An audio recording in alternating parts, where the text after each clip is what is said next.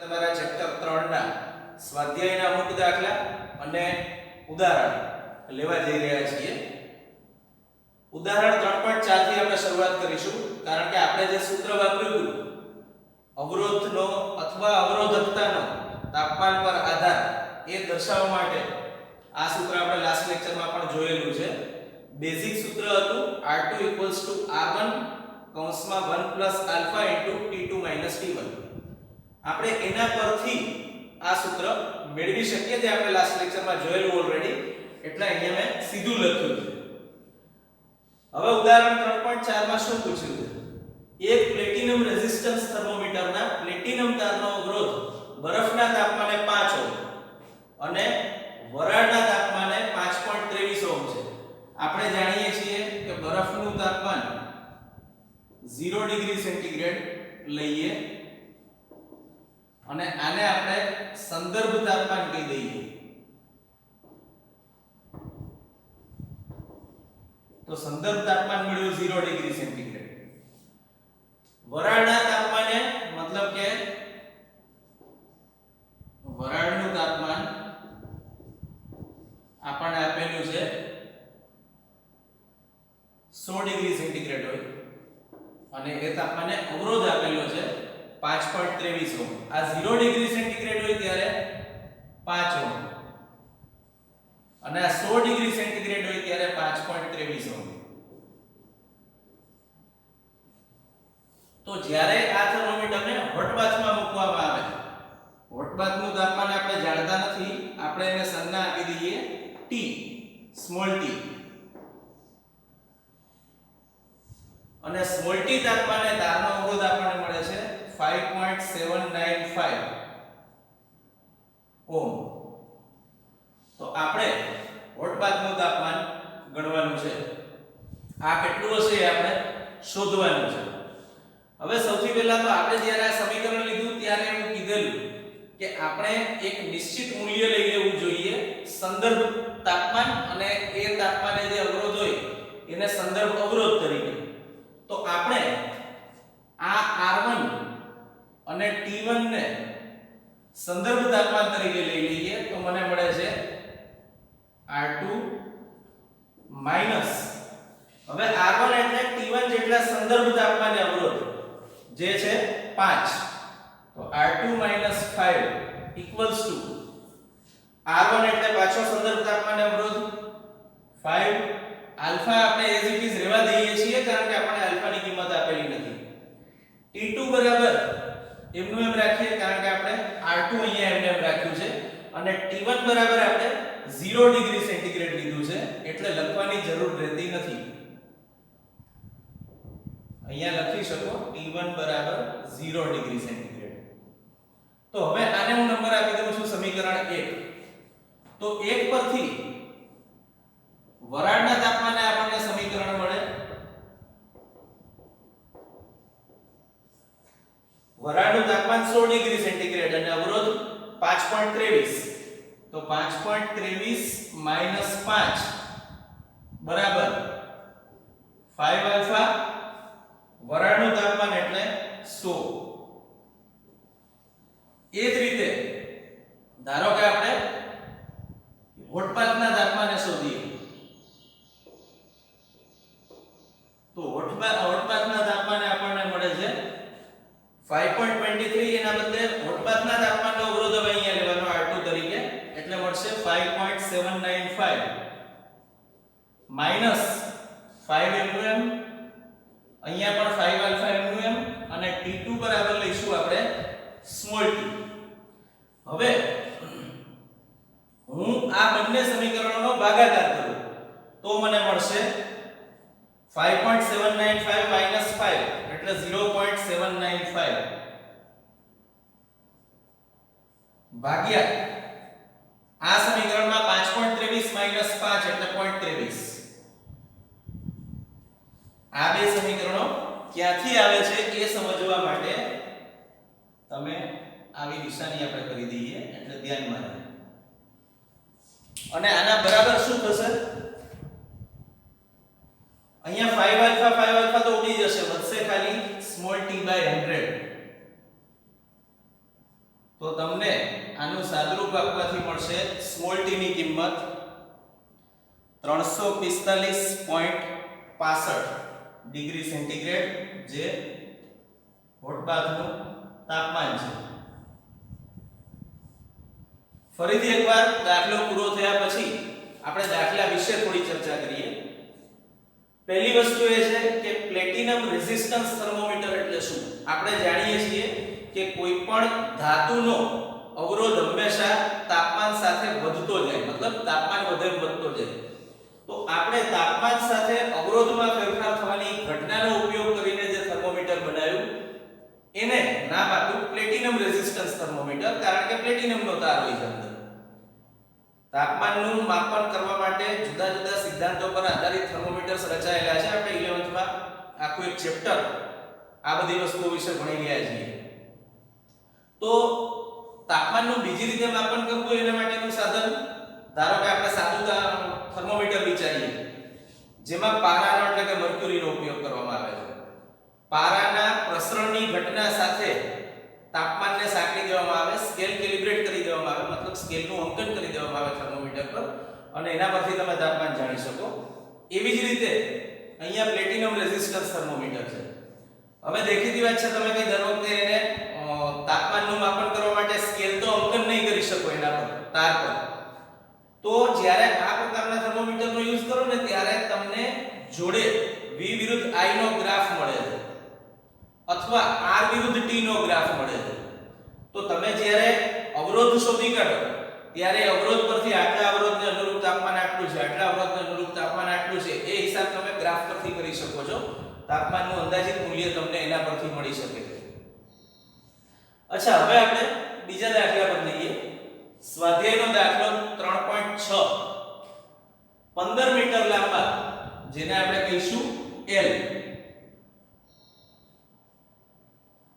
6.0 10⁻⁻⁷ metre square આડછેદના ક્ષેત્રફળ વાળા જેને આપણે કહીશું A નિયમિત ક્ષેત્રફળ વાળા તારમાંથી અવગણ્ય પ્રવાહ પસાર કરતા તેનો અવરોધ 5 ઓહ્મ મળે છે. તો આ અવરોધને તમે કહી શકો છો R.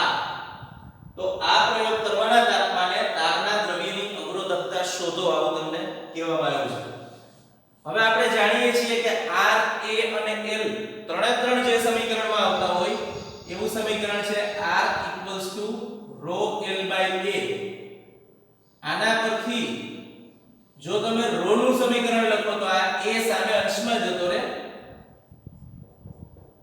અને L જતો રહ્યો છેદમાં. તો ρ = RA/L એવું સમીકરણ મળ્યું. R ની કિંમત તમને આપેલી છે 6.0 10⁻⁷ સોરી A ની કિંમત તમને આપેલી છે 6.0 10⁻⁷. R ની કિંમત તમને આપેલી છે 5.0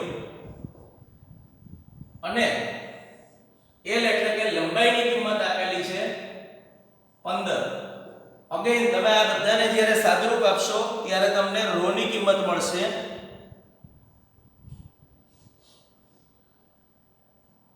2 × 10⁻⁷ ઓહ્મ મીટર. જો કે અહીંયા તો બહુ સિમ્પલ છે, સીધું સાદું 5 × 15 3 × 6 એવી રીતે પણ હિસાબ કરી શકો. હવે સ્વાધ્યાયનો દાખલો 3.7 એક ચાંદીના તારનો 27.5 ડિગ્રી સેન્ટીગ્રેડ તાપમાને અવરોધ 2.1 ઓહ્મ છે. હું એને કહી દઉં છું T1 27.5 ડિગ્રી સેન્ટીગ્રેડ અને એ તાપમાને જે અવરોધ છે એને આપણે નામ આપી દઈએ R1. તો એ મળે છે 2.1 ઓહ્મ અને 100 ડિગ્રી સેન્ટીગ્રેડ તાપમાને અવરોધ 2.7 છે. તો T2 બરાબર 100 ડિગ્રી સેન્ટીગ્રેડ માટે અવરોધને આપણે કહી દઈએ R2. તો R2 તમને મળે છે 2.7 ઓહ્મ. તો ચાંદીનો અવરોધકતાનો તાપમાન ગુણાંક એટલે કે આલ્ફા તમારે આટલી માહિતી પરથી શોધવાનો છે. પાછું સમીકરણ આપણે જે આગળ યુઝ કર્યું હતું એ જ લઈશું. અહીંયા આ સમીકરણ જે લીધું હતું એ જ સમીકરણનું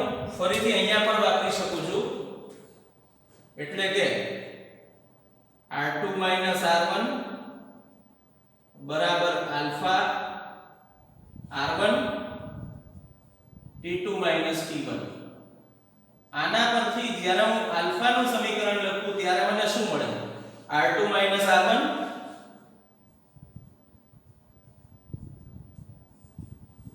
r2 r1 ના છેદમાં આખું જતું રહેશે r1 t2 t1. એટલે આપણે મૂકી દઈએ r1 t2 t1. ફાઇનલી બધી કિંમતો મૂકીએ તો r2 તમને આપ્યું છે 2.7 માઈનસ r1 આપ્યું છે 2.1 છેદમાં r1 એટલે ફરીથી 2.1 t2 t1 એટલે 100 અને 27.5 એ બંનેની પણ કિંમતો આપણે લઈ લીધી. તો આના પરથી તમને આલ્ફાનું મૂલ્ય મળશે 0.0039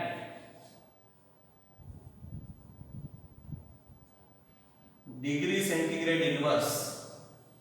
ફરીથી એકવાર યાદ કરાવી દઉં, આપણે આ પહેલા પણ ચર્ચા થયેલી છે આ પ્રકારના દાખલાઓ માટે કે જો તમારે તાપમાનનું કન્વર્ઝન કરવું પડે તો ધ્યાનમાં રાખો કે આલ્ફા કયા એકમમાં આપ્યો છે.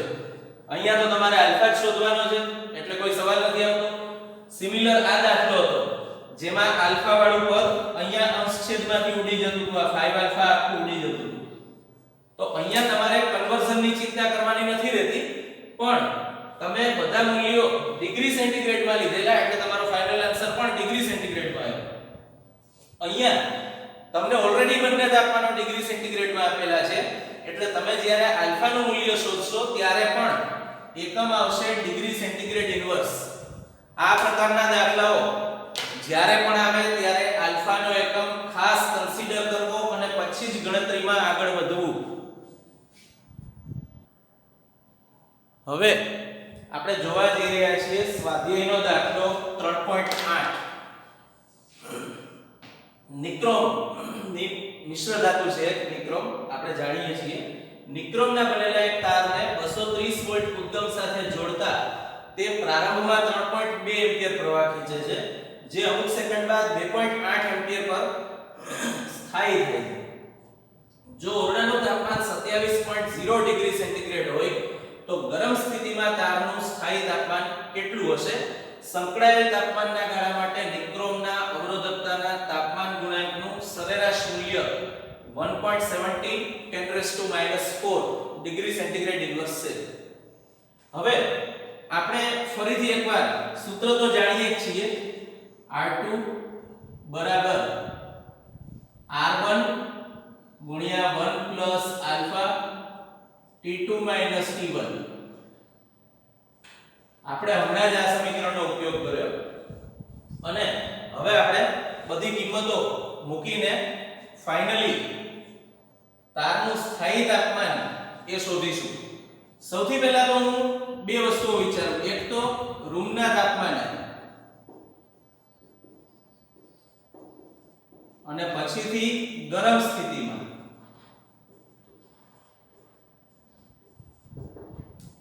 રૂમના તાપમાને જ્યારે મારે અવરોધ શોધવો હોય ત્યારે કારણ કે મારે શોધવો પડશે, અવરોધ ડાયરેક્ટલી નથી આપતો, તો આપણે R1 બરાબર રૂમ ટેમ્પરેચરને 1 સંજ્ઞા આપીશું એટલે અવરોધને કહેવાય R1.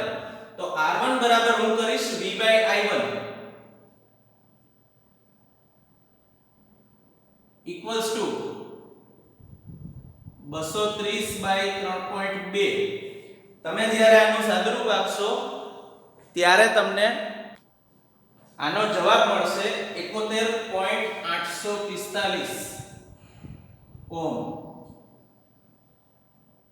એ જ રીતે જ્યારે હું ગરમ સ્થિતિ વિચારું, આપણે રૂમ તાપમાને વિચાર્યું શરૂઆતમાં, તો રૂમ તાપમાને ટેમ્પરેચર પણ આપેલું છે એટલે T1 બરાબર 27.0 ડિગ્રી સેન્ટીગ્રેડ.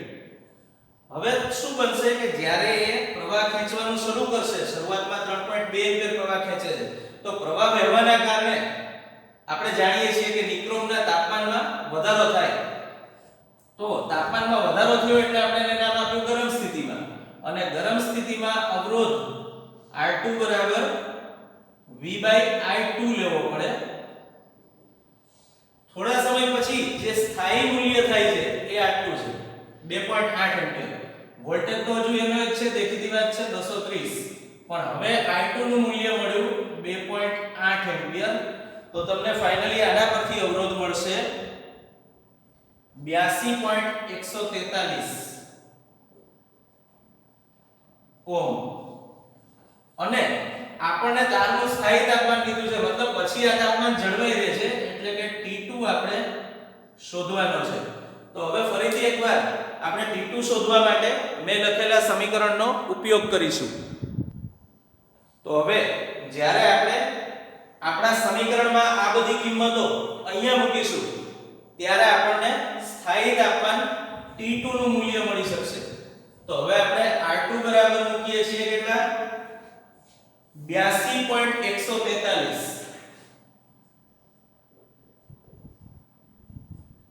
R1 ની કિંમત લઈએ છીએ 71.845 ઇન્ટુ 1 પ્લસ આલ્ફા ની કિંમત મૂકીએ આપેલી છે 1.70 10 ની માઈનસ 4.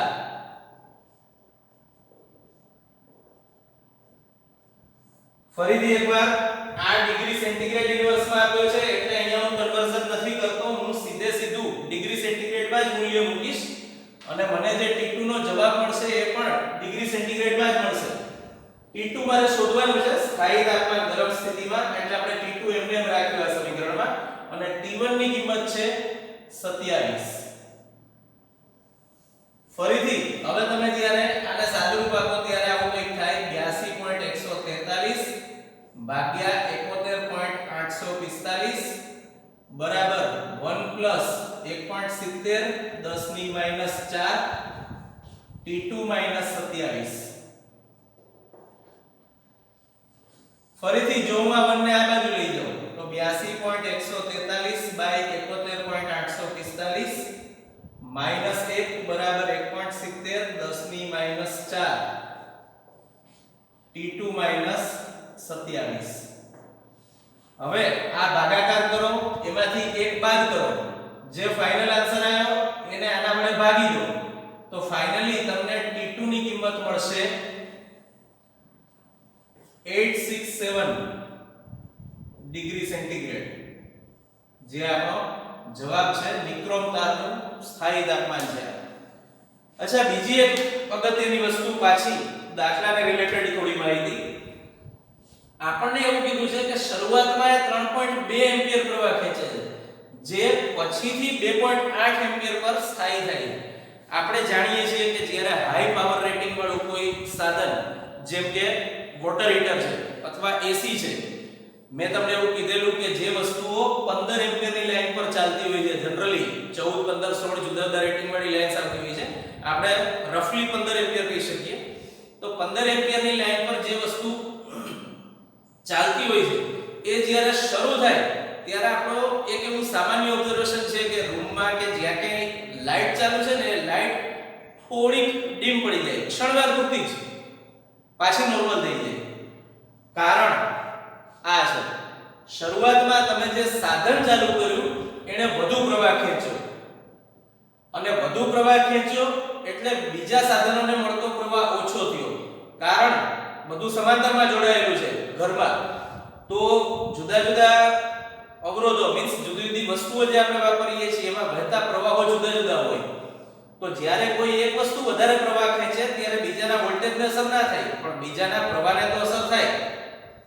તો બીજી વસ્તુઓ જેમ કે લાઈટ, આપણે લાઈટનું એક્ઝામ્પલ એટલા માટે લીધું કે આપણને દેખાય છે, આપણે જોઈ શકીએ છીએ. તો લાઈટ થોડી ડીમ થવાનું કારણ એ છે કે શરૂઆતમાં આની જગ્યાએ વોટર હીટર છે એવું કહી શકો, વોટર હીટરમાં રહેલો નિક્રોમ તાર છે એવું વિચારી લો. તો તમે જેવું વોટર હીટર શરૂ કર્યું કે તરત જ એને વધારે પ્રવાહ ખેંચ્યો ક્ષણવાર પૂરતો, એટલે ક્ષણવાર પૂરતી લાઈટ ડીમ થઈ, અને એક ક્ષણવાર ડીમ થયા પછી પાછું જ્યારે આ પ્રવાહનું સ્થાયી મૂલ્ય મેળવાઈ ગયું ત્યારે એ પાછી મૂળ જેટલી હતી એટલી જ થઈ ગઈ. હવે આપણે જઈ રહ્યા છીએ સ્વાધ્યાયના દાખલા 3.5 પર. એક ગરમ કરવા વપરાતા ઘટક તાર એટલે કે હીટિંગ એલિમેન્ટનો ઓરડા તાપમાને હું એને નામ આપી દઉં છું T1. 27 ડિગ્રી સેન્ટીગ્રેડ તાપમાને અવરોધ એને આપણે કહી દઈએ R1. એ છે 100 ઓહ્મ. જો તેના દ્રવ્યની અવરોધકતાનો તાપમાન ગુણાંક એટલે કે આલ્ફા 1.70 ગુણ્યા 10⁻⁴ ડિગ્રી સેન્ટીગ્રેડ ઇન્વર્સ હોય તો તારનો અવરોધ જ્યારે 117 ઓહ્મ થાય. દેખીતી વાત છે. હવે હું એને R2 ગણીશ. આપણે હમણાં જ જોઈ ગયા કે ગરમ થયા પછી એનો અવરોધ વધે છે.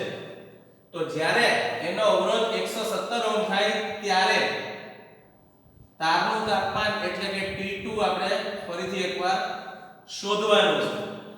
હવે પાછું આપણે સૂત્ર લખીએ. આપણે એવું જાણીએ છીએ કે R2 બરાબર R1 into 1 plus alpha T2 minus T1. હવે હું આ સમીકરણમાં બધી કિંમતો મૂકું છું. R2 બરાબર 117, R1 બરાબર 100, 1 plus alpha હાલ પૂરતો એમને એમ રાખીએ ચાલશે. T2 આપણે શોધવાનું છે -27. તો હવે પાછું આ 100 જ્યારે અહીંયા છેદમાં જશે ત્યારે અહીંયા થઈ જશે 1.17 બરાબર 1 plus alpha T2 minus 27. હવે આ 1 આ બાજુ લઈ જાવ એટલે પાછું 1.17 માંથી બાદ થશે એટલે મળશે 0.17 બરાબર alpha into T2 minus 27. તો T2 minus 27 ની કિંમત મળશે 0.17 ભાગ્યા આલ્ફા ની કિંમત 1.70 10⁻⁴. આ 0.17 ને 1.7 ને બધું ઉડી જશે અને ફાઇનલ તમારો આનો જે આન્સર આવે એમાં 27 એડ કરો એટલે તમને જવાબ મળશે 1027 ડિગ્રી સેન્ટીગ્રેડ. ફરીથી એકવાર અહીંયા પણ આલ્ફા ડિગ્રી સેન્ટીગ્રેડ ઇન્વર્સમાં આપ્યો છે એટલે આપણો ફાઇનલ જવાબ પણ ડિગ્રી સેન્ટીગ્રેડમાં જ આવે છે. મેં જ્યારે T1 નું મૂલ્ય લીધું 27 ડિગ્રી સેન્ટીગ્રેડ ત્યારે પણ કન્વર્ઝન નથી કર્યું. હવે તમારા ચેપ્ટર 3 ના સ્વાધ્યાયનો દાખલો 3 આપણે લેવા જઈ રહ્યા છીએ જેમાં તમને શ્રેણી જોડાણ વિશે થોડો આઈડિયા તાજો થાય એ ટાઈપનો એક ક્વેશ્ચન છે. 1 ઓહ્મ 2 ઓહ્મ અને 3 ઓહ્મના 3 અવરોધોના શ્રેણી જોડાણનો કુલ અવરોધ શોધો. તો પહેલી વસ્તુ કે શ્રેણી જોડાણ આપણે આ રીતે કરેલું છે. આ 1 ઓહ્મનો અવરોધ છે, આ 2 ઓહ્મનો છે અને આ 3 ઓહ્મનો છે. આને હું નામ આપી દઉં છું R1, આને R2 અને આને R3. હવે આ શ્રેણી જોડાણને 12 વોલ્ટ EMF અને અવગણીય આંતરિક અવરોધ વાળી બેટરી સાથે જોડવામાં આવે. ધારો કે મેં આ એક બેટરી વિચારી, એના વડે મળતું EMF છે 12 વોલ્ટ, એને હું નામ આપી દઉં છું V. તમે એપ્સિલોન પણ કહી શકો, હાલ પૂરતું કઈ ફરક નથી પડતો. R1 R2 અને R3 ના મૂલ્યો અહીંયા લખી કાઢું છું. 1 ઓહ્મ 2 ઓહ્મ અને 3 ઓહ્મ. તો હવે પહેલી વાત તો આપણે એવું ભણી ગયા કે શ્રેણી જોડાણનો કુલ અવરોધ R1 R2 અને R3 ના શ્રેણી જોડાણનો કુલ અવરોધ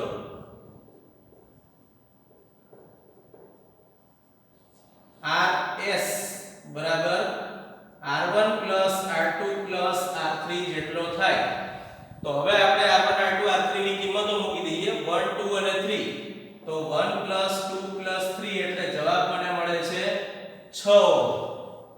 સમતુલ્ય અવરોધ રિકોલ કરીએ, આનો અર્થ શું થાય? અર્થ એવો થાય છે કે આ ત્રણે અવરોધો હું કાઢી લઉં પરિપથમાંથી અને આ બે બિંદુઓ વચ્ચે ખાલી 6 ઓહ્મનો એક જ અવરોધ જોડી દઉં તો પરિસ્થિતિને કોઈ ફરક પડતો નથી. આવું આપણે અવરોધોના શ્રેણી જોડાણ વખતે પણ જોયેલું હતું. અચ્છા, તો કુલ અવરોધ મળી ગયો 6 ઓહ્મ, જે તમારો પહેલો જવાબ છે. હવે બીજામાં એવું પૂછ્યું છે કે જો આ સંયોજનને આ બેટરી સાથે જોડવામાં આવે જેનો આંતરિક અવરોધ અવગણ્ય છે, મતલબ કે તમારે બેટરીનો અવરોધ કન્સિડર કરવાનો નથી, તો દરેક અવરોધના બે છેડા વચ્ચેનો પીડી તમારે શોધવાનો છે. હવે ધારો કે આપણે શ્રેણી જોડાણનું બેઝિક જ્યારે ભણ્યા હતા યાદ કરીએ તો એવું કહેવાય છે કે અહીંયા આના બે છેડા વચ્ચેનો પીડી V1, આના બે છેડા વચ્ચે V2 અને આના બે છેડા વચ્ચે V3 જેટલો વિદ્યુત સ્થિતિમાનનો તફાવત હશે, પીડી હશે.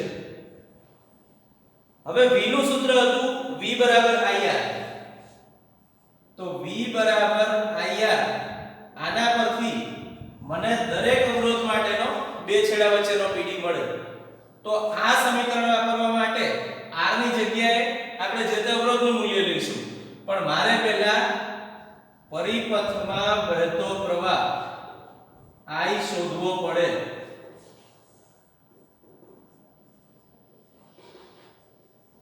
આગળની બધી જ ગણતરી પછી થઈ શકે. તો હવે હું પરિપથમાં વહેતો કુલ પ્રવાહ, ધારો કે I છે, આ પ્રવાહને હું I કહી દઉં, તો દરેક અવરોધમાંથી વહેતો પ્રવાહ તો સરખો જ છે. તો હું I ની ગણતરી કરવા માટે પરિપથમાં વહેતો પ્રવાહ I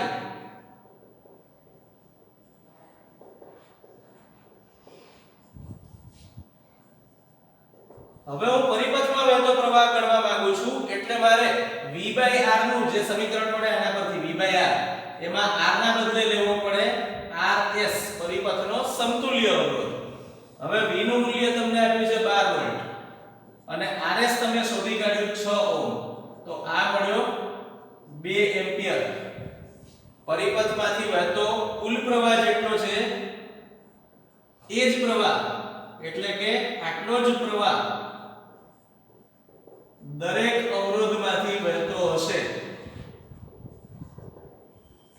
આપણે એવું જોઈ ગયા કે શ્રેણી જોડાણમાં પ્રવાહને વહેવા માટે એક જ માર્ગ ઉપલબ્ધ હોય. જોઈ શકો છો આ I જેટલો જ પ્રવાહ R1 માંથી વહે છે, R2 માંથી વહે છે અને R3 માંથી પણ વહે છે. તો હવે R1 ના બે છેડા વચ્ચેનો પીડી, એને આપણે નામ આપીએ V1.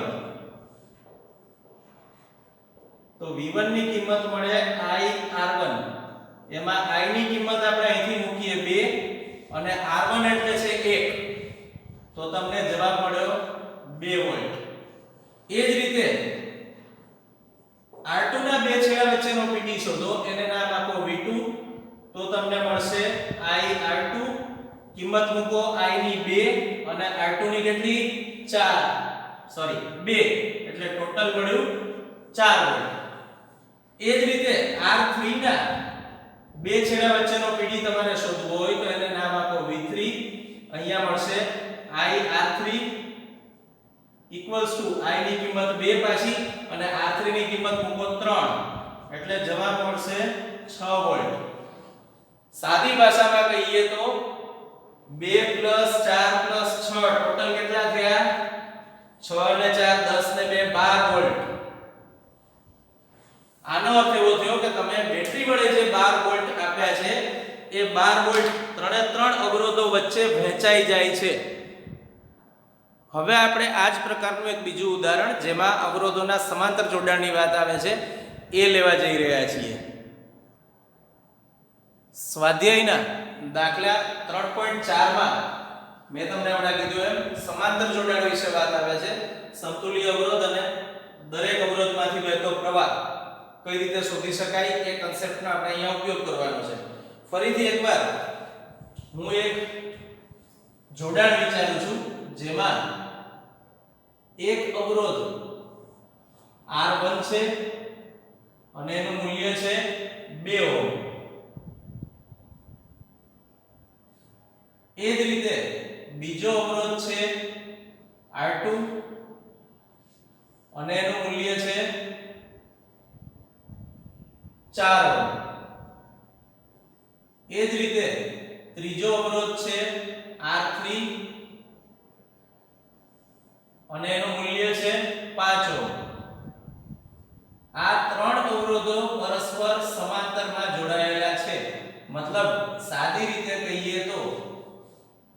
આવું કંઈક જોડાણ છે.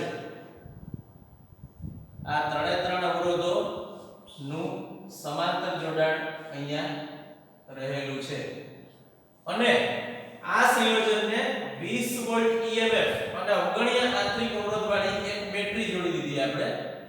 ધારો કે આ રીતે આ બેટરી છે જેનો વોલ્ટેજ છે 20 વોલ્ટ.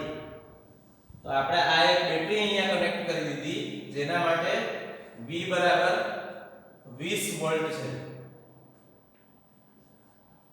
તો દરેક અવરોધમાંથી વહેતો પ્રવાહ કેટલો હશે અને બેટરીમાંથી ખેંચાતો કુલ પ્રવાહ કેટલો હશે એ આ બંને વસ્તુઓ આપણે શોધવાની છે. સૌથી પહેલા તો હું જ્યારે પ્રવાહ વિચારું ત્યારે ધારો કે બેટરીમાંથી જોડાણને મળતો પ્રવાહ I છે. તો દેખીતી વાત છે અહીંયા I જેટલો પ્રવાહ પાછો પણ ફરતો હશે. હવે I જ્યારે અહીંયા પહોંચે છે ત્યારે આ સ્થાનેથી એના ત્રણ ભાગ પડે છે. R1 માંથી વહેતા પ્રવાહને હું નામ આપી દઉં છું I1, R2 માંથી વહેતા પ્રવાહને હું નામ આપી દઉં છું I2 અને એ જ રીતે R3 માંથી વહેતા પ્રવાહને હું નામ આપી દઉં છું I3. આ જ I1, I2 અને I3 અહીંયા ભેગા થઈને પાછા પ્રવાહ I ની રચના કરી નાખે છે. જેમ અહીંયાથી I ના ત્રણ ભાગ પડતા હતા I1, I2, I3 એવી જ રીતે અહીંયા I1, I2, I3 બધા ભેગા થઈને ફાઇનલી I જેટલા પ્રવાહની રચના કરે છે. હું પહેલા તો સમાંતર જોડાણનો સમતુલ્ય અવરોધ શોધું છું. તો R1, R2 અને R3 ના સમાંતર જોડાણનો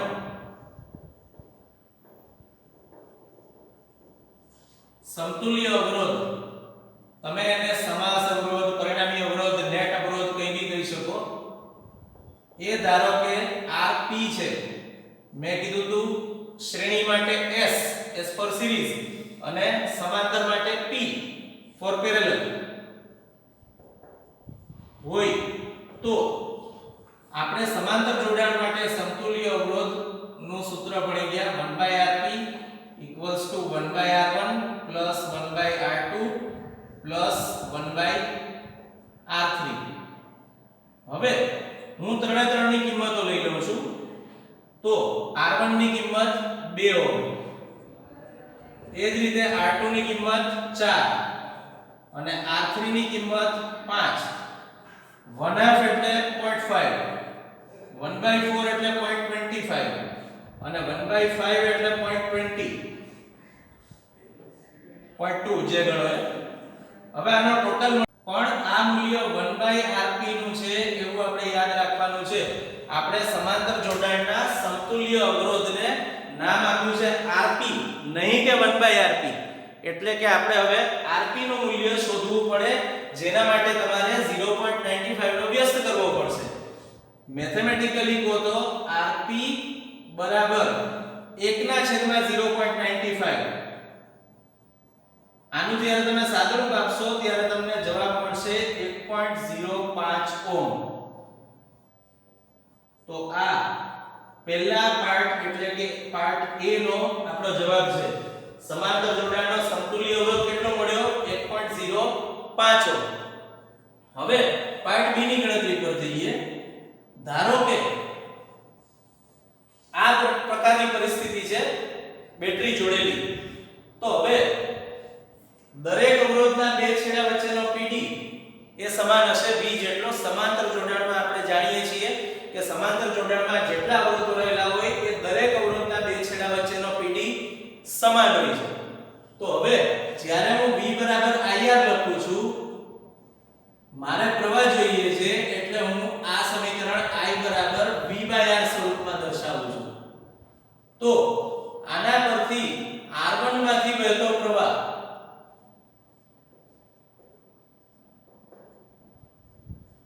જેને આપણે નામ આપ્યું છે I1 આકૃતિમાં, અને એનું સમીકરણ અહીંથી મળશે V/R ના બદલે શું લેવાનું હવે? V/R1. એટલે આ V/R1.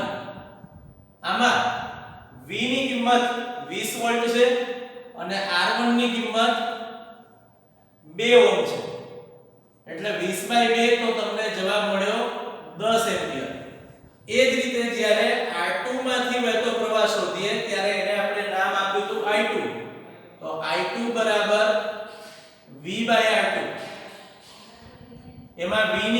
છે 20. ફરીથી એકવાર સમાંતર જોડાણમાં પીડી અચળ હોય એવું મેં કીધું અને R2 ની કિંમત છે 4 તો 20/4 એટલે તમને જવાબ મળ્યો 5 એમ્પિયર. એ જ રીતે R3 માટે ગણતરી કરીએ. R3 માંથી વહેતો પ્રવાહ I3 બરાબર હવે લખવાનું V/R3 તો V ની કિંમત ફરીથી એકવાર 20 અને હવે R3 ની કિંમત છે 5 તો 20/5 એટલે આપણને જવાબ મળ્યો 4 એમ્પિયર. તો દરેક અવરોધમાંથી વહેતો પ્રવાહ આપણે શોધી કાઢ્યો અને હવે શોધવાનો છે બેટરીમાંથી ખેંચાતો કુલ પ્રવાહ. તો બેટરીમાંથી ખેંચાતો કુલ પ્રવાહ જેને આપણે નામ આપ્યું છે I. તો I બરાબર હોય છે I1 I2 I3 આપણે જે પરિપથ દોર્યો એમાં જે ભાગ પડે છે આ બિંદુએ એ I માંથી પડે છે ત્રણ ભાગો I1 I2 અને I3. સાદી ભાષામાં કહીએ તો હું I1 I2 I3 ત્રણનો સરવાળો કરું એટલે મને I મળે. તો ત્રણે ત્રણની કિંમતો લઈ લઈએ. I1 એટલે 10, I2 એટલે 5 અને I3 એટલે 4. તો ટોટલ પ્રવાહ મળ્યો I બરાબર 19 એમ્પિયર. 10 ને 5 15 ને 4 19. જોકે તમારો દાખલો અહીંયા પૂરો થઈ ગયો પણ ધારો કે તમારે બીજી કોઈ સિમ્પલ મેથડ પર જવું હોય કુલ પ્રવાહ શોધવા માટે. આ પ્રવાહ અહીંયા તો તમને શું કીધું કે દરેક અવરોધમાંથી વહેતો પ્રવાહ શોધો એટલે આપણે આ બધી ગણતરી કરવી પડી. બાકી જો તમારે કુલ પ્રવાહ શોધવો હોય V બરાબર IR પરથી પરિપથમાં વહેતો કુલ પ્રવાહ જેને આપણે નામ આપ્યું છે I. તો આના પરથી I બરાબર V/R થાય. પણ હવે હું કોની વાત કરી રહ્યો છું? આખા પરિપથની. આખા પરિપથને લાગુ પાડેલો વોલ્ટેજ V છે અને આખા પરિપથનો સમતુલ્ય અવરોધ Rp છે. એટલે હવે હું પરિપથમાંથી વહેતો પ્રવાહ શોધવા માંગુ છું તો ડાયરેક્ટ V/Rp નો પણ યુઝ કરી શકું છું. એમાં ફરીથી એકવાર V ની કિંમત લઈ લો 20 અને Rp ની કિંમત જે આપણે શોધી છે 1.05. તો ફાઇનલી તમને આ રીતે પણ I નું મૂલ્ય 19 એમ્પિયર જ મળશે. ધારો કે તમને સીધું એવું પૂછવામાં આવે એક્ઝામમાં કે ભાઈ પરિપથમાંથી વહેતો કુલ પ્રવાહ કેટલો હશે તો ખાલી સમતુલ્ય અવરોધ શોધી કાઢો અને કુલ પ્રવાહ માટે સીધું સૂત્ર વાપરી દો I બરાબર V/Rp. તો પેલી ગણતરીમાં જવાની જરૂર નથી દરેક અવરોધમાંથી કેટલો પ્રવાહ વહે છે એની.